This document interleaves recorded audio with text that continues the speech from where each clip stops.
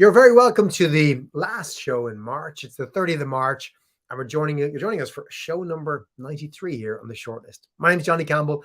I'm the host of this show for the last, 92 episodes, or most of them anyway. And I'm the CEO and co-founder of SocialTalent. If it's your first time to join the show, you're very welcome. We're going to hang out for about 45 minutes, have a great chat. If you're joining us live, we'd love you to contribute with your comments and questions live on LinkedIn or YouTube. Live, you say? There's a live version? You must be listening to the podcast or a recording. And you're very welcome as well. We're available as a podcast most Wednesday evenings. We drop on Apple and Spotify and wherever you find your good podcasts. And of course, you want to know more about the show, our previous guests and future guests, you should check out socialtalent.com/the shortlist. But let's get back to today's show. I'm really excited today about our guest.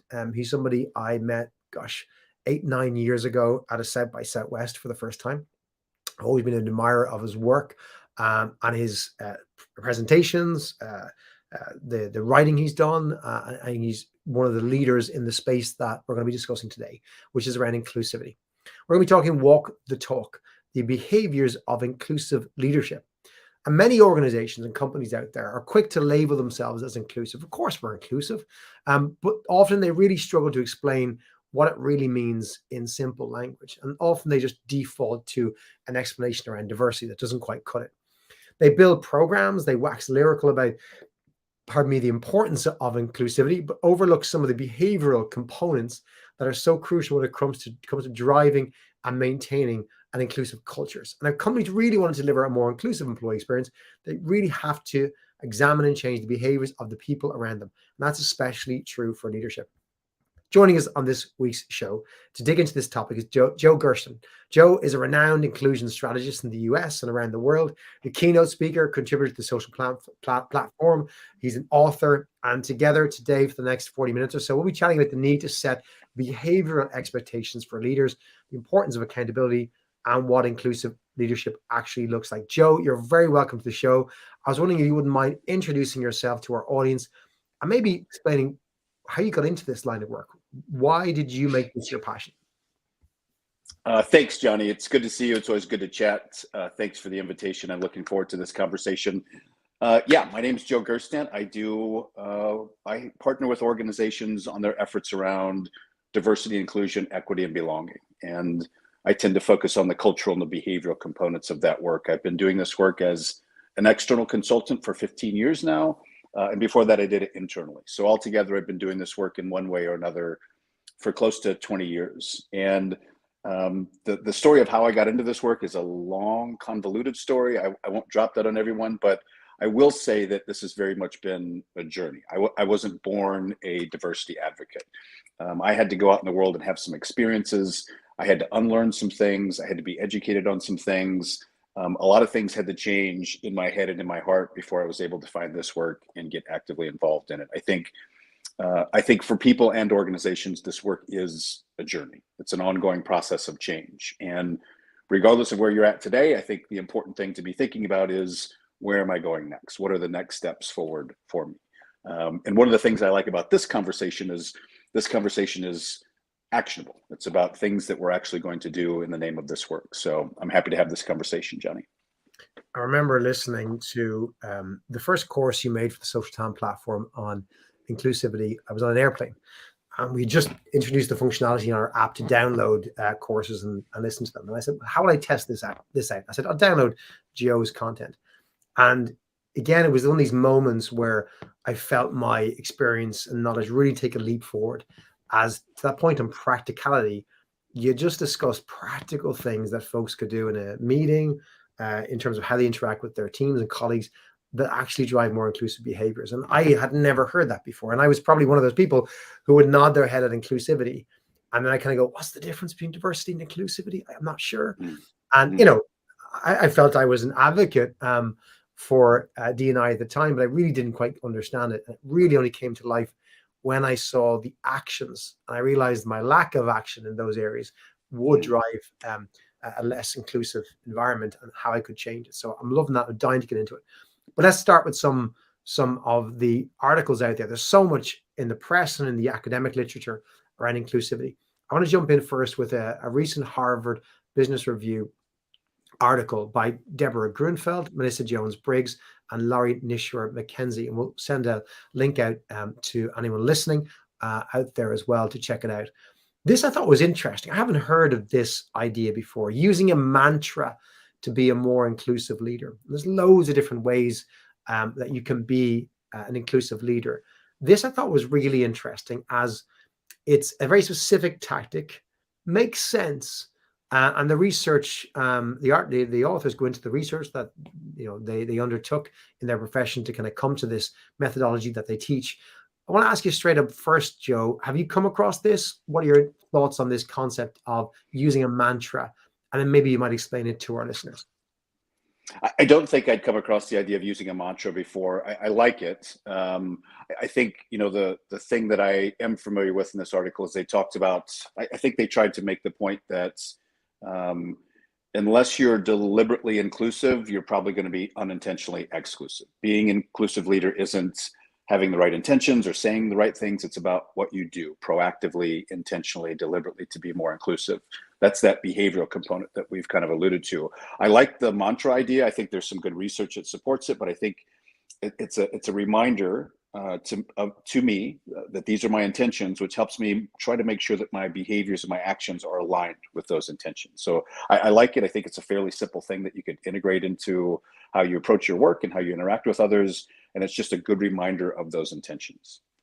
Yeah, the analogy they use is this character called Rob, who's the manager, to your point, who feels he supports diversity and inclusion, but the data shows that he's not delivering the outcomes that he probably wants and the business would expect from him. And he's struggling to understand what he's not doing right or what he's doing wrong in particular.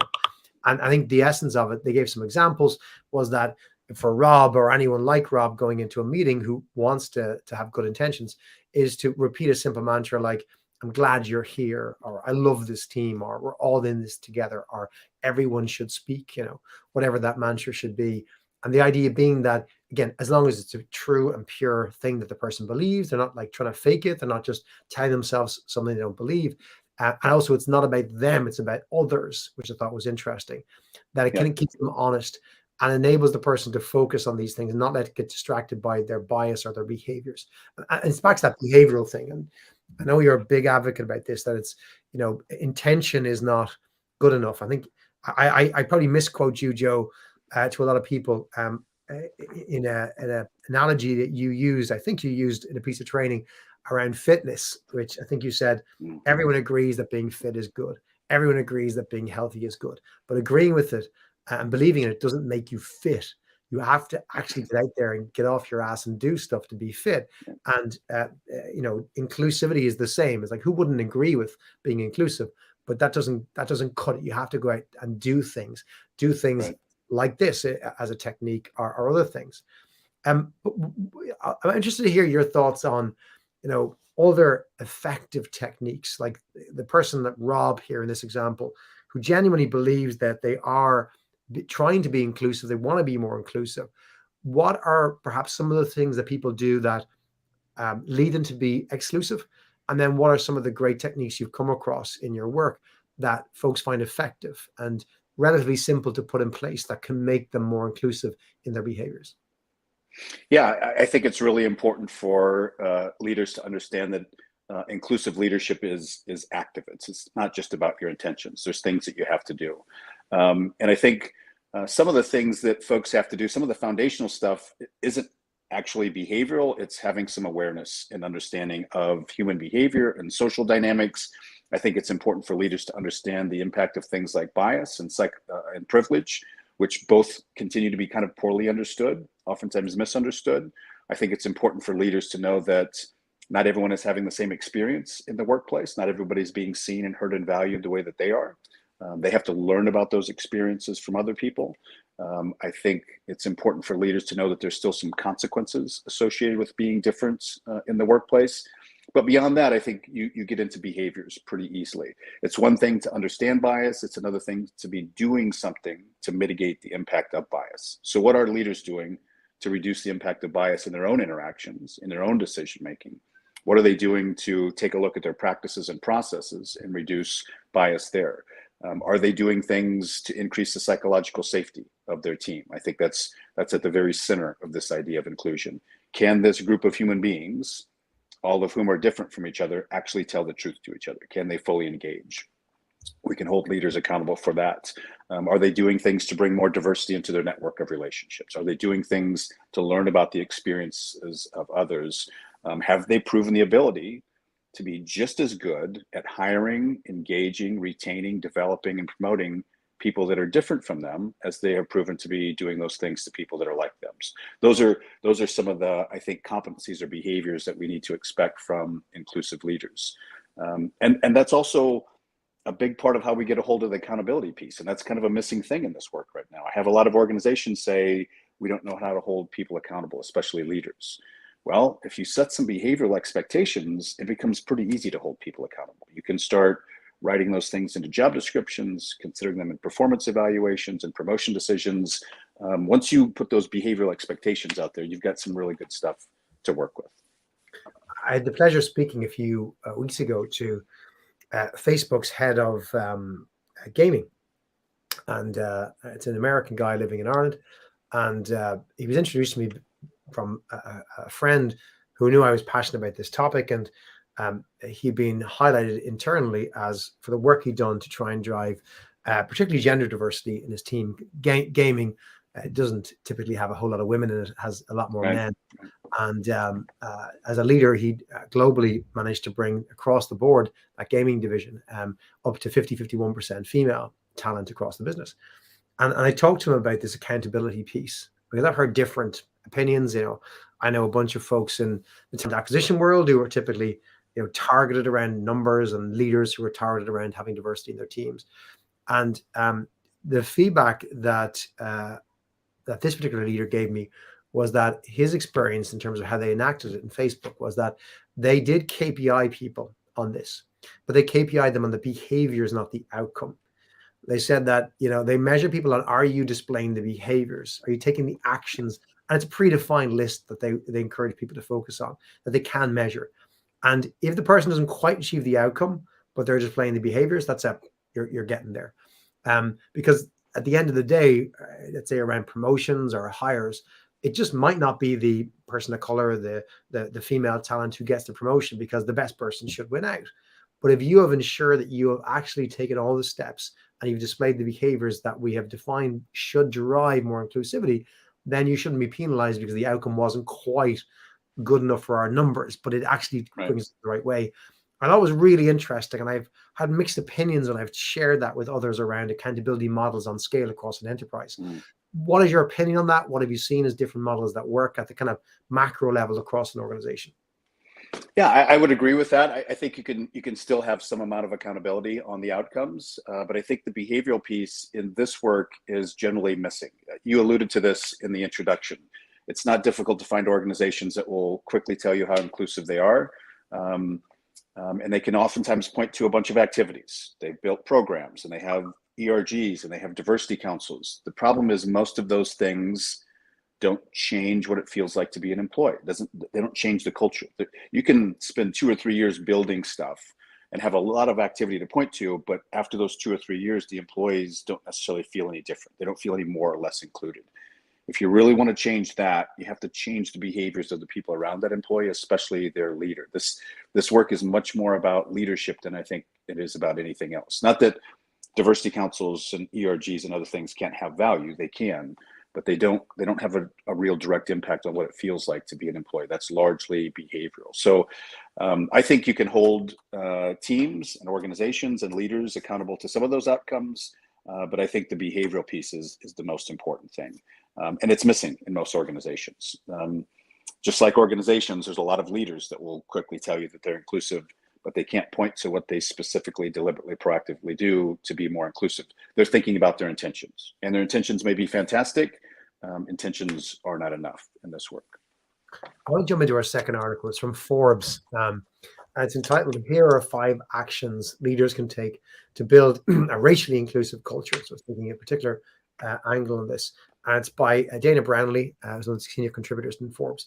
And I kind of have mixed opinions. Some of this I was like, yes, that's fantastic. Like particularly the one that she kicks off with around surveying, right, and getting information, constantly getting information back from the organization. But personally, I felt some of the other ones drifted into vagueness.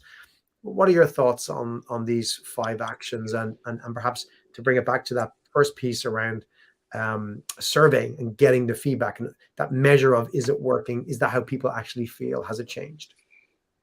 Yeah, I would agree. I think a lot of these kinds of articles do tend to be a little bit general, a little bit vague, and I think there's a lot of leaders out there that need a little bit more specificity. They need a little bit more direction. They have the right intentions, but they're not sure what this looks like in action. So I'd agree with that. I do think anonymous feedback is pretty important for a lot of organizations. It kind of depends on where you're at in your journey. Ideally, I think what we really want is we want to be much better at having honest, candid conversations with each other. But in a lot of organizations, that's risky. There's a lot of real or perceived risk to doing that. And so I think anonymous feedback is part of the journey there. But in general, I think these are good things. I would agree, a little bit general, a little bit vague. I'll quickly call out some of them just to check if our listeners are familiar with some of these, maybe not. One is soliciting anonymous feedback, as you've mentioned. 2 is increasing transparency. And they do dig into some initiatives such as, pay gaps, for example, right, and compensation being a big issue, and referencing the New York City Council law that comes into effect in a couple of days, that requiring compensation to be advertised on jobs. 3, increasing objectivity in selection process. Again, generally that's a good statement, but there's really no detail on how to do it in this. 4, finding problem areas and conducting root cause analysis to fix them. Again, it's a good general comment, but not really digging into it. And then 5, bringing everyone into the discussion, right? So, and then she puts a subline, literally. I'll go back to number 4 though. Find problem areas and conduct root cause analysis to fix them. This kind of leans a little bit more towards diversity. I work with companies who would share the diversity stats, and they share them at the highest macro level, Joe. They'll give you a kind of breakdown of race, of gender, of a whole different bunch of things. And it may look good, but the reality is there's pockets where it's not good. And for example, you'd find in finance, it's easier on gender to be a lot more skewed towards female than male. It's actually, I see a lot of 55%, 60% female versus male in, let's say, finance and commercial roles sometimes. And much more difficult in tech engineering, where you see it in the 20s. And often kind of times, what companies do is they just bring it all together and say, we're 46%, we're all good on whatever metric. Whereas the truth is you're overdimensioned fine in one area, you're seriously poor in another. So on that number 4, the finding problem areas and conducting a root cause analysis, I definitely, I'm an advocate for it. Let's dig into the sub numbers and the sub numbers again, because that's where you might really find, actually, there's a challenge over here. For example, a lot of international, multinational companies would find on the diversity side, they would have, little issues with gender balance in Asia, particularly China, where it seems to be, particularly even in STEM, generally easier to hire a female talent, but then it's blended in with other numbers in the world. Do you find that happens on the inclusivity side? Are there metrics what are the metrics perhaps that organizations can dig into to get this root cause analysis? And then is there a danger that you can kind of have high level metrics that make it look good and don't dig into the actual real problems? Absolutely. I think overall demographics are important, but I think they oftentimes don't tell the whole truth. And so I think there needs to be a local perspective that takes a closer look at things. I also think it's important to look at, in addition to overall demographics, to look at employee outcomes, things like retention rates, engagement rates, if you measure engagement, promotion rates, and to sort that stuff demographically as well. And I think this is part of how you pursue the equity issue. If you have employee outcomes that are noticeably different across social groups, that's an indicator to me that you might have some practices or processes that are not fair and equitable in nature. If retention rates vary noticeably by race or age or gender, I would want to dig into that. Maybe do some focus groups, maybe collect some more data. But I think there's also data that you can collect that's more specific to the employee experience and the idea of inclusion. You can, for example, ask employees, do you feel fully included? That's a good question to ask. I think especially if you've got a clear and concise definition for what that means for your organization, so they're all responding to the same thing. But asking people about their experiences.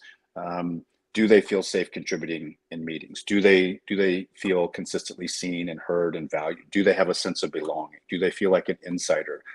I think all of those are good questions to ask. And again, sort demographically. And if you've got some differences, then dig into that. Dig into that with some focus groups or some interviews and start to figure out what those behavioral things are. We know the research is pretty clear and consistent that women are much more likely to be interrupted at work than men are, and they're interrupted in more negative and disruptive ways. If that's not happening to you, it's kind of an easy thing to overlook, but it's something that impacts what it feels like to be an employee, and it's something that impacts those employees' participation.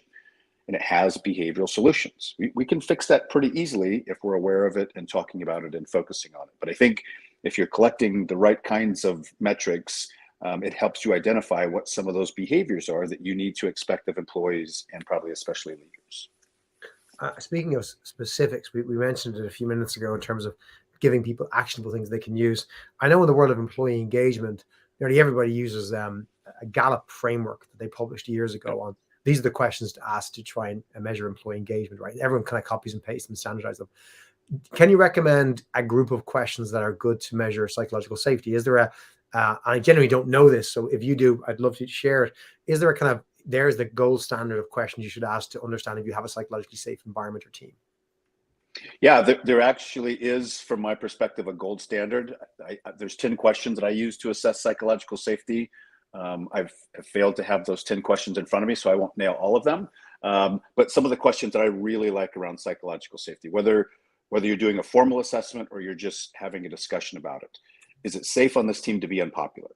Because if we want people showing up, making their unique contribution, there's probably going to be a day for every single one of us where we are the weirdo, the oddball, the heretic, the voice of dissent. That only happens if it's safe. Is it safe to be at least temporarily unpopular on your team? Do we disagree enough? Do we disagree well? Is it safe to share bad news here? Those are some of the things to really pay attention to. Is it safe to disagree? Is it safe to disagree with your boss?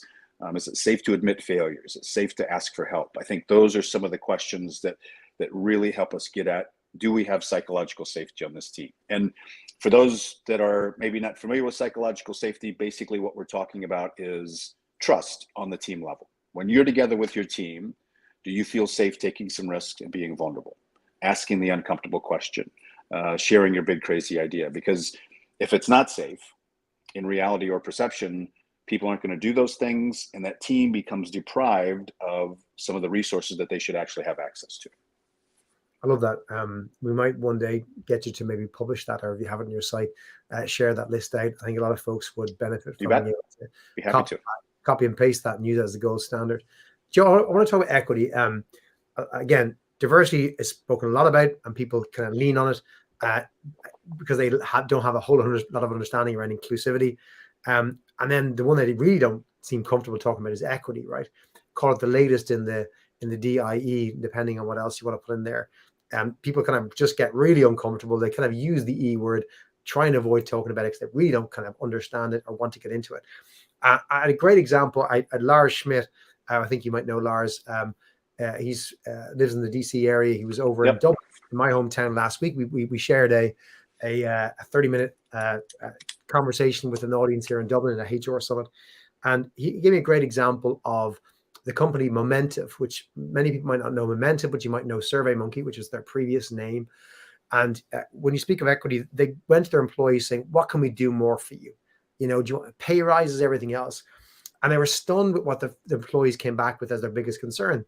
And they said there was a whole bunch of people who they worked alongside in facilities, in their canteen, cleaning staff, in their businesses, who were colleagues but not employed by Momentive. And they felt that they had great benefits. They had good support for health and pension, everything else. And they felt these colleagues, in their mind, did not. And they wanted to not take more benefits themselves. They wanted those other people to have similar benefits and opportunities that they did. on some momentum lift. They said, okay, this was not what they expected, but they worked with the provider that supplied those individuals to bring them up to the same level of benefits as the direct hiring staff. I thought this was an amazing example of employee-led equity, and what one way that equity can play out in an organization. Do you find, first of all, that teams kind of struggle with equity even more so than they struggle with the concept of inclusion? And for you, what role does equity play in the bigger mix? Yeah, I think equity is the tricky one for a lot of folks, and it's a little bit newer into the conversation. We've been talking about diversity and inclusion longer than we've been talking about equity. That's the one that I get some resistance around. And just to give folks kind of a framework for how I use these words, I keep my definitions pretty simple. Diversity means difference. There's a lot of ways in which human beings are different. Inclusion is an ongoing process of change, and I think if we're good at being engaged in that ongoing process of change, we produce two outcomes. One is a sense of belonging on the individual level, and the other is equitable outcomes on the group level. Sometimes when people are resistant to the idea of equity, in my experience, they're resistant to the idea. They think what we're talking about is guaranteeing the same outcomes for everyone. And that's not what we're talking about. We're all different people. We've got different gifts and different talents, and we apply different levels of effort. We're always going to have different outcomes on the individual level. But again, we should have similar outcomes on the group level. But I do think organizations are struggling to figure out what equity means and how to deliver on it. A lot of it's about accommodations, acknowledging the fact that different people need different kinds of accommodations. And when it comes to physical disabilities, we're pretty good at understanding that. We understand if someone uses a wheelchair, they need some different accommodations at work than we do. But we have a hard time seeing the needs for equity sometimes beyond that. I mentioned the fact earlier that the research is pretty clear and consistent that women get interrupted more often at work than men do. If we want to provide a more equitable outcome, we need to do something to keep that in check. The research is also pretty clear that women, especially women of color, are much less likely to get candid, valuable development feedback. If we want a more equitable experience for them, we have to do some things to change that. There's some things that we have to do to push back on that. But I do think there's a lot of folks and leaders that are a little bit confused around equity. But I would go so far as to say there's still a lot of confusion around all of this work. As you said in the beginning, organizations are quick to tell you that they're inclusive. Most of them can't tell you in simple language what that means. Most organizations don't have a common language. They don't have a definition for this is what diversity means here, or this is what equity means here, or belonging. Excuse me. And I think that's problematic. Until you can tell me what those things mean, I don't know what to do with your statement of commitment, and I don't know how you pick your strategies and your tactics and your metrics. And so I think, I mentioned earlier that the behavioral piece is kind of missing in a lot of organizations. So is a common language. Put some clear and concise definitions in place so that you can make sure that you're all actually talking about the same thing. I think that's a big challenge for a lot of organizations as well. Let's go back to that behavioral topic. I want to talk about inclusive leadership specifically.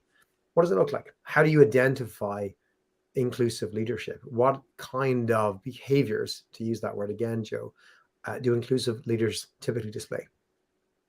Yeah, so I actually have a competency model that I use. It's got 5 different levels of competency with some specific awarenesses and behaviors in each group. And it's just kind of a boilerplate model.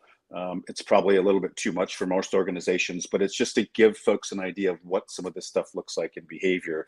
The first level is kind of what I call the learning level. And I alluded to this earlier. It's not super behavioral or actionable. It's a little bit more about understanding and awareness. Does this leader use respectful and inclusive language? Do they understand the business case? Have they kind of figured out their personal case for why they care about this, which is important? Do they understand the impacts of things like bias and privilege? So that first level is I think some kind of foundational awareness. But then beyond that, are they comfortable speaking publicly and privately about this set of issues? Are they doing things to learn about the experiences of others in the workplace, people that are different from them? Are they doing things to reduce the impact of bias? Are they willing to make clear and public and specific commitments? This is what I'm going to do to be a more inclusive leader. Are they doing things to increase the psychological safety on their team? Have they proven the ability to confront and hold other people accountable? Are they setting expectations and accountabilities for their direct reports? I think, again, proving that they're just as good at hiring, developing, and promoting people that are different from them as they are other folks, I think that's a pretty important competency as well. Are they getting involved in organizational efforts? Are they becoming a champion for this work? Those are all things that I think are some of the behaviors and competencies of inclusive leaders. A lot of leaders take their guidance from business schools and leadership programs are sent on, right? How much focus do you think the modern leadership program or course, whether it's done through a Stanford or it's done in-house in a company, puts on inclusive leadership? This might have changed in the past year or two, but I don't think nearly enough. And I would go beyond that and say they don't put nearly enough focus on the human aspects of work in general. I think we still have a lot of leaders that are kind of clueless on human nature and human behavior and social behavior, and that's a huge part of leadership. They get the numbers, they're solid on that side, but they're a little bit clueless on the human parts. Again, maybe some of that is changing because of the last 2 years, but I think there's a huge opportunity for improvement there. Well, my guess is probably it's not changing fast enough. I know, pardon me, curricula in academia takes a long time to change, right? So even if there's a will to go introduce new curricula, it can take years to actually get approved by universities, put into curriculum, taught to new folks who go on 2-year long programs, right? So this can be a slow thing. But you mentioned the human piece, right? Empathy is a word that I think is probably, if you look at searches for it on Google, I'm sure it spiked in mid-2020 and hasn't been so high in 20 years, right? We talk about empathetic leadership and the need for empathy, and the pandemic really highlighted that. Talk to me about the role of empathy in being inclusive, and particularly just generally in leadership in the last 2 years from your perspective. Yeah, I think empathy is incredibly important. And kind of the heart of empathy is understanding the experiences of others. We have a tendency as human beings known as ontological arrogance, and that is our simple tendency to assume that everyone here is having the same experience that I am. My experience is the experience, but that's never the case. Even in this conversation right now, every single participant is having a little bit of a different experience. We're different people. We came here with different expectations. We interpret things differently. So I think it's really important to make sure that leaders understand that and that they're doing things to come to understand the experiences of others in the workplace. Because if it's not happening to me, it's kind of easy for me to assume that it's not happening. The reality is there's things that happen in the workplace that leaders don't know about because it doesn't happen to them. They have to know people that are different from them and have safe, trusting relationships where people feel safe sharing those stories. Then they can be a part of the solution. But until they understand what's happening and what its impact is on a human being, they're really not equipped to be part of the solution. A long time ago, I was in the United States Marine Corps and I served in the infantry. And we talked a lot about the difference between headquarters truth and ground truth. You've got generals up here making decisions for Marines on the ground. But unfortunately, what happens over and over again is these two groups of people are operating on completely different realities. There's a whole bunch of information from down here that never makes it up here.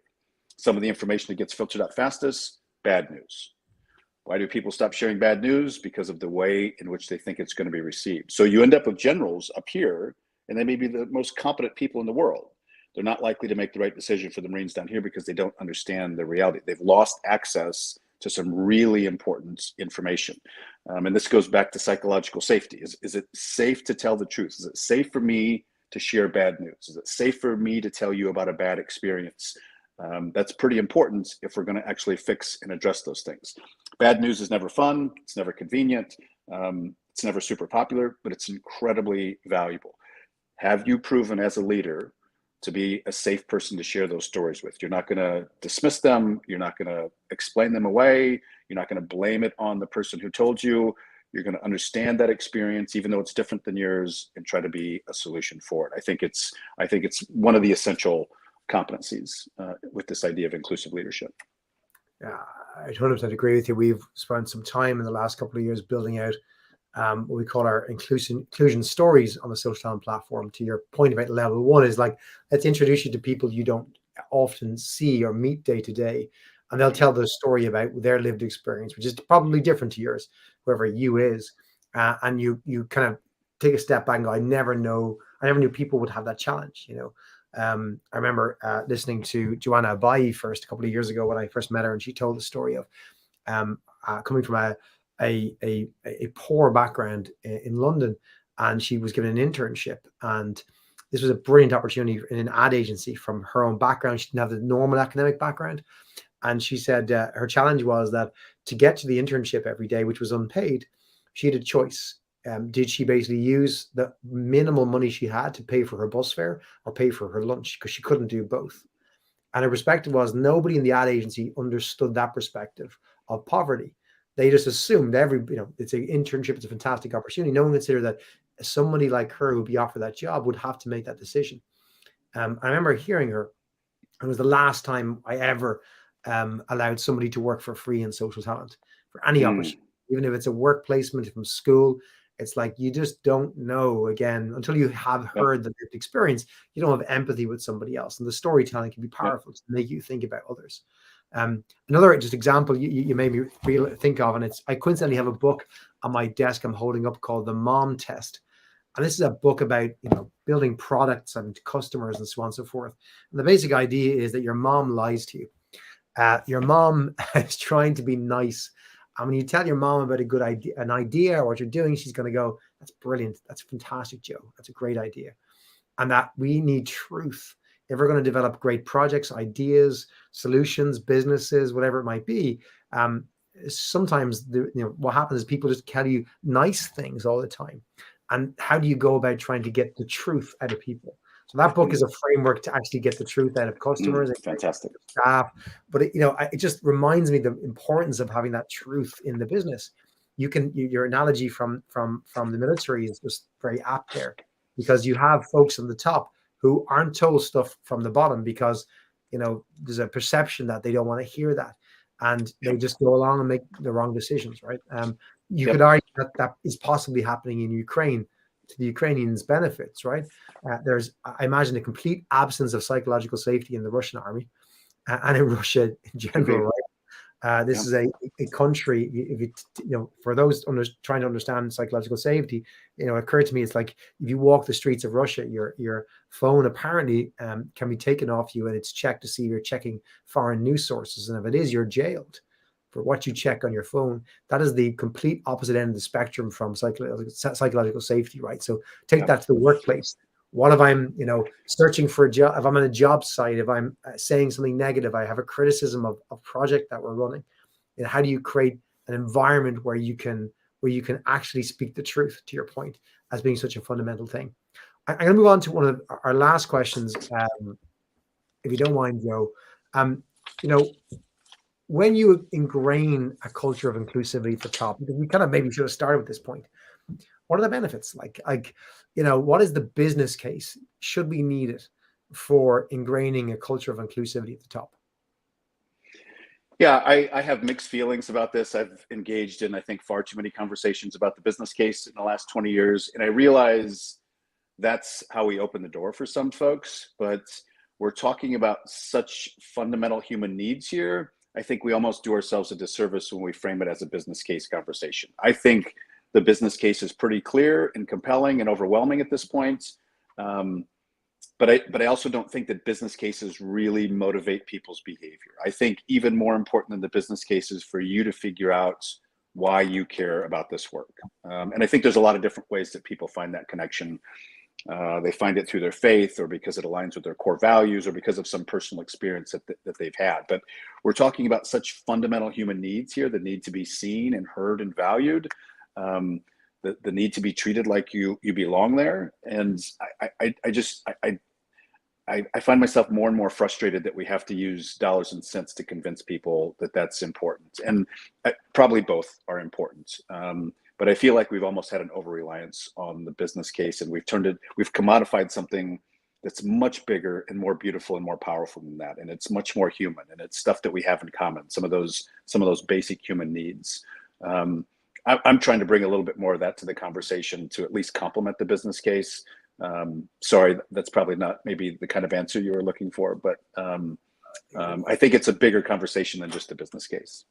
It's the answer I agree with, being honest with you, Joe. We had a great conversation. We got together with six, again, this conference last week, and I was put in a group to have a discussion with 8 other HR leaders. They were all senior HR leaders from different organizations in the US and Ireland. and we talked about social capital, and how we interpret it as a group was more the kind of societal social capital, and how organizations have had to change their approach to this over the last 2 years. And we had two brilliant examples in the group. One was a lady for a big US multinational who spoke about how her organization had invested 10 million, or it could have been as high as 100 million, but there's minimum 10 million in initiatives to try and help disadvantaged employees progress further in the organization. And they've done a whole lot of work about publicizing this and how they basically were giving opportunities to their people. And it fell completely flat. And then we had an example of another guy in the group who worked for an insurer. And he spoke about how early in his career, there was a case where there was an individual overseas who was insured. It was in Asia during the SARS epidemic, and he needed to be repatriated. And long story short, it emerged that his illness was nothing to do with SARS, and therefore his insurance cover didn't cover him. And he was terminal, and the insurer was within their rights to just refuse to repatriate him. And somebody made a decision to ignore the policy and repatriate him and just make it all work. And that story had lived for decades in the company as an example of the values and behaviors of the company. Whereas the $10 to $100 million spent by the US multinational publicizing a program went nowhere. And it hit me about just kind of the genuineness of the insurance company had a culture of just do the right thing. The other organization were trying to promote themselves as being inclusive and helpful, and they almost, because they put so much money into the promotion of it, it didn't work. And to me, it was kind of I think it's to your point. It's like if you're focused on the business case and why, and then promoting it and selling it back to people, it probably won't work. If you just do the right thing, people will eventually hear about it, and it's unbelievably more powerful than the curated and crafted version of that. I don't know if that resonates with you, Joe. 100% it does. 100%. I think a lot of the things that are done in the name of diversity and inclusion and equity and sustainability and community, they're outward facing. And I'm not saying they're completely insincere, but the value is mostly in the public perception of the organization. Let us broadcast our intentions. And there's not nearly as much effort and resource on the internal aspect of it, doing the right thing, having inclusive behaviors, making sure that you're living values. I mean, how many organizations have great core values, but then you walk around that organization, you can see a whole bunch of behaviors that are not anchored to those core values. If this stuff matters, it should matter. And it should show up in our decisions and our behaviors and how we function as a team. Yeah, I think there's still a pretty big disconnect in that way. Joe, you've given us tons of advice and tips over the last 44 minutes. I'm going to ask you to give one more. We ask every guest on the show. 92 people have gone before you and given their tip to add to our shortlist of advice. For our listeners out there today, and those who will come back and find the podcast and video at a later date, from your experience in your career, or perhaps from others' experience that's been handed down to you, what's the one tip you'd like to leave our audience with here today? Well, I'll keep it kind of relevant to the topic of inclusive leadership. I think that one of the most valuable things that you can do is to ensure and prove that it's safe for your people to tell the truth to you. Disagreement is a great proxy for diversity. If you value diversity, if you value differences, you should have a healthy, intentional relationship with disagreement. Start there. I love it. Joe, thanks so much for joining us here today. Really, really appreciate your time. Always a pleasure to talk to you. Let's have you on the show soon. I'm looking forward to your new content on psychological safety, which is coming soon to the SocialTalent platform. Thanks, Joe. Thanks for having me. And thanks everyone for listening this week. We'll be back next week for show number 94. Please join us. Again, you can find links at socialtalent.com/the shortlist. I'll be joined by Yasmin Sheikh. Yasmin's a fantastic person I met in the UK a couple of years ago. She's a TEDx speaker, so she's delivered to bigger stages than this, the founder of the organization Diverse Matters, and a former lawyer based out of the UK. And she's going to be telling her story and talking about attracting and enabling employees with disabilities. Again, back to that piece around empathy and understanding and walking in someone else's shoes. I'm really excited with the conversation with Yasmin. It's been a couple of years since we've had a chance to share a stage or virtual stage due to the pandemic, and she's a fantastic and powerful speaker. Come join me, listen to Yasmin speak on Wednesday, 6th of April. That's at 4 p.m. UK Ireland time, which is back to 11 a.m. Eastern, 8 a.m. on the west coast of the US. And you'll find it on my LinkedIn profile or Social Talent's YouTube channel, which is just Social Talent on YouTube. Or you can find it next Wednesday evening as a podcast on Apple or Spotify. Until then, please do take Joe's advice. We need you to walk in others' shoes, see it from their perspective.